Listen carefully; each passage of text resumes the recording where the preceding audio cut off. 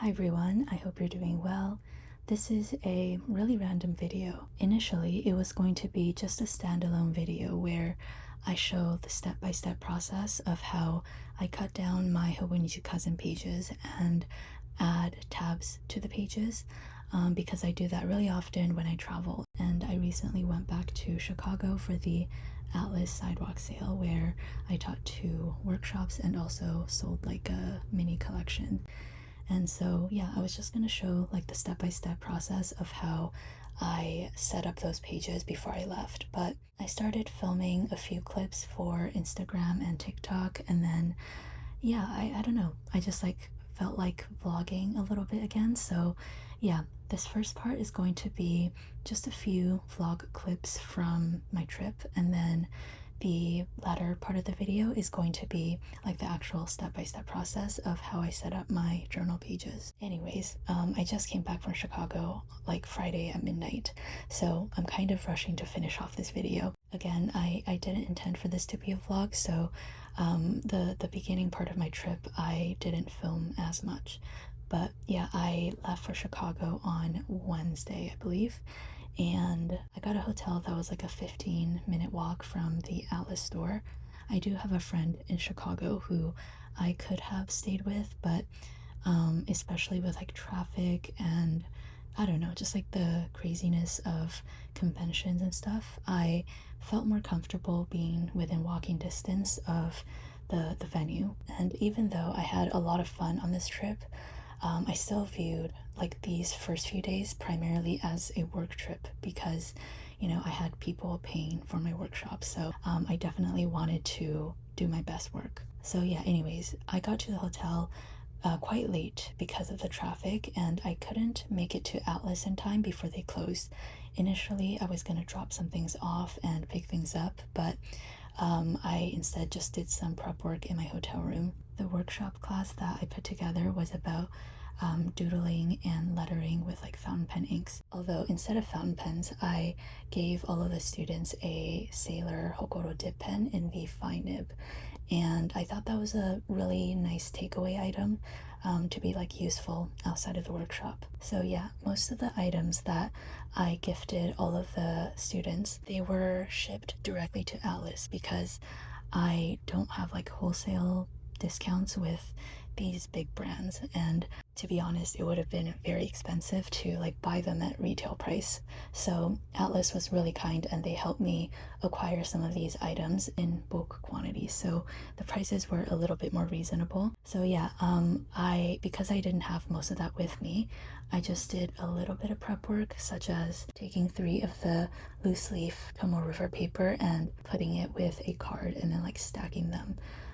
It's surprisingly really difficult to like leaf through Tombow River paper because it is so thin. Oh, also, I mentioned this to the attendees, and also I wrote an entire blog post about this, but anyways, I was initially gonna give everybody the A6 Midori notebook, which I did, you know, give everybody, but that was the notebook I was going to like do all of the practice exercises in.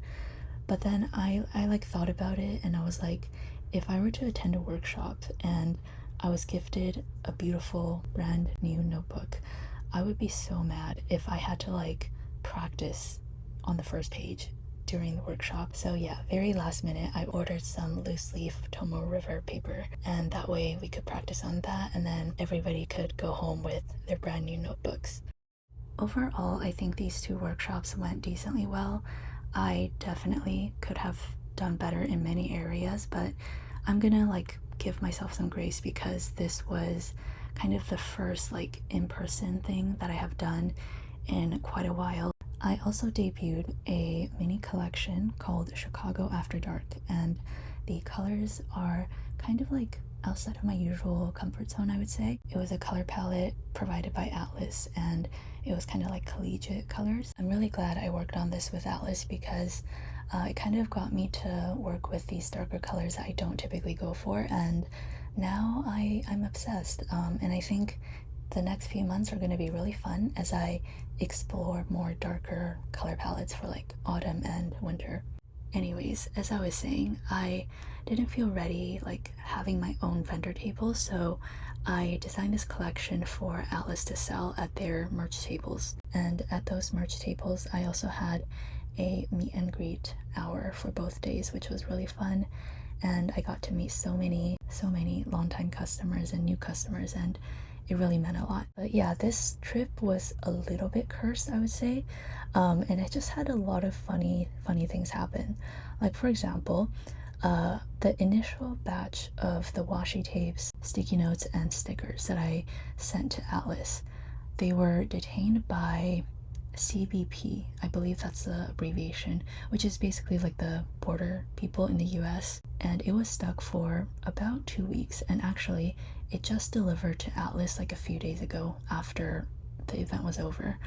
But yeah, as we were getting closer to the sale, I was getting very nervous, because it would be such a big fail if, like, you know, Atlas announced this big thing happening with my brand and there's like no products available, you know? So yeah, I think about 2 days before I left, I was like, okay, I can't like handle this. I'm going to expedite a duplicate batch of these items through UPS and send it to Atlas. It was a lot of money, but I just like did not want anything catastrophic happening, and I'm so glad I did end up expediting everything over. However, because I was like so anxious at this point, that I decided to bring even more stock in my check-in luggage, just in case like the original shipment wouldn't arrive and the expedited shipment wouldn't arrive. So yeah, I had a bunch of stickers and washi tapes in my luggage,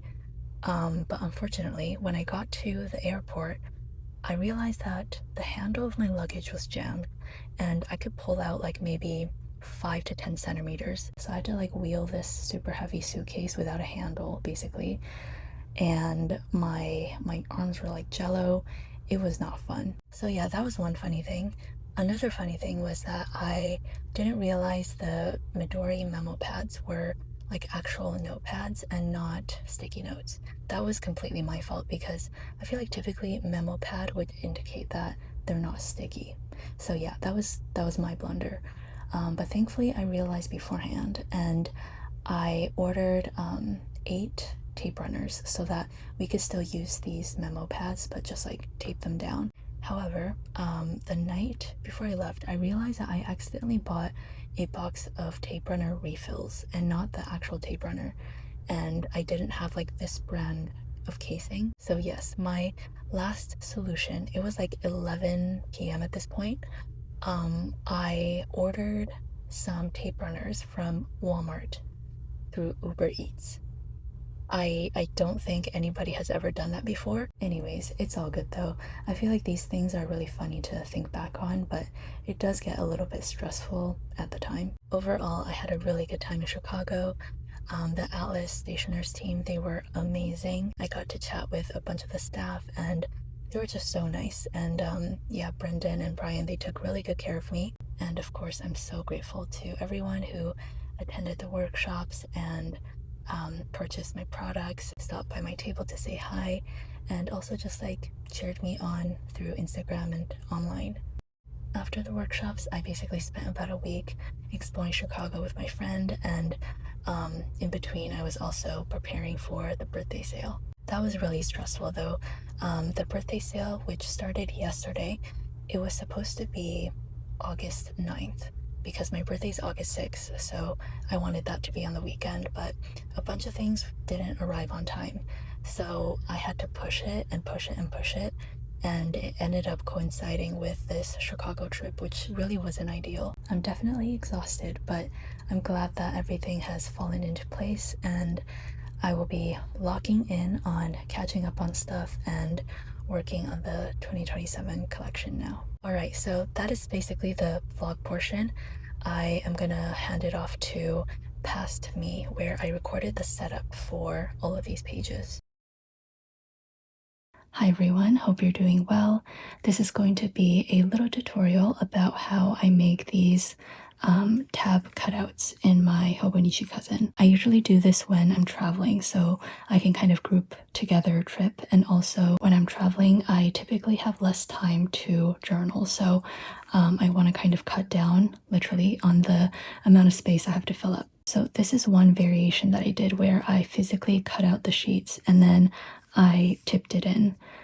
Sometimes I also just like simply rip the side or like cut the side so that it's just like a 3/4, and this is like 3/4 the size of a sheet.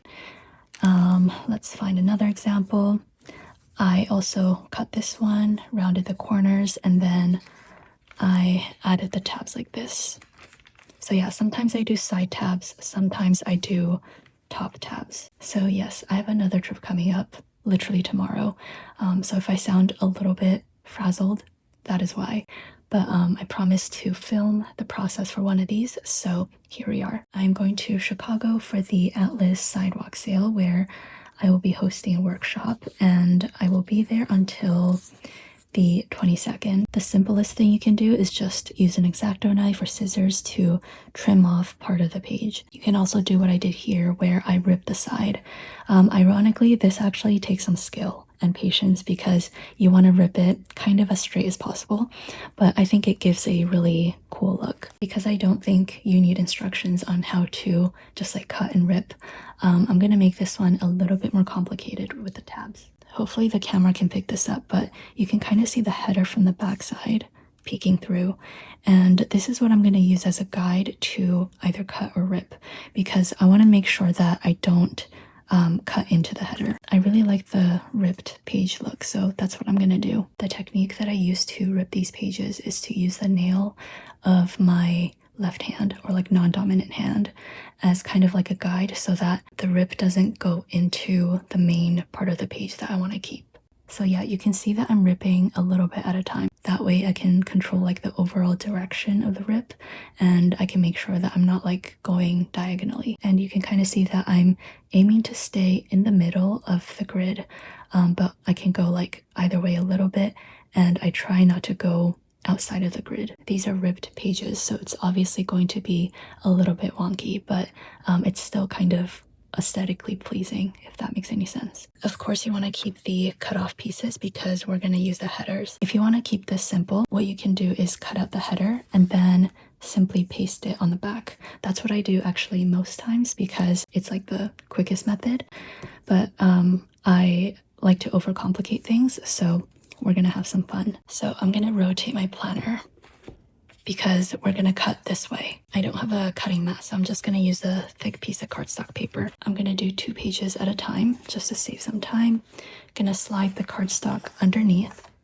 When cutting, I prefer to use plastic rulers, and I'm gonna use an X-Acto knife. I'm gonna cut as close to the center as possible, and I prefer to do like one very heavy pressure stroke rather than multiple because I find that to be like the cleanest way for me, and I don't have to like try to go over the same line at the exact same spot. However, I will say like when I use X-Acto knives to cut washi tapes, when it's like in my Hobonichi, I use a very, very light hand and I go over it multiple times because washi tape is very thin and I'm not trying to cut the Hobonichi paper underneath. However, in this case, I am trying to cut out the Hobonichi paper, and I have this thick piece of cardstock to prevent it from cutting into the pages underneath. So yeah, I'm gonna cut off the header at the top, which I will also keep, and then I am also gonna cut off the bottom, like the quotation part. And at the bottom there is where I'm gonna paste my plane ticket.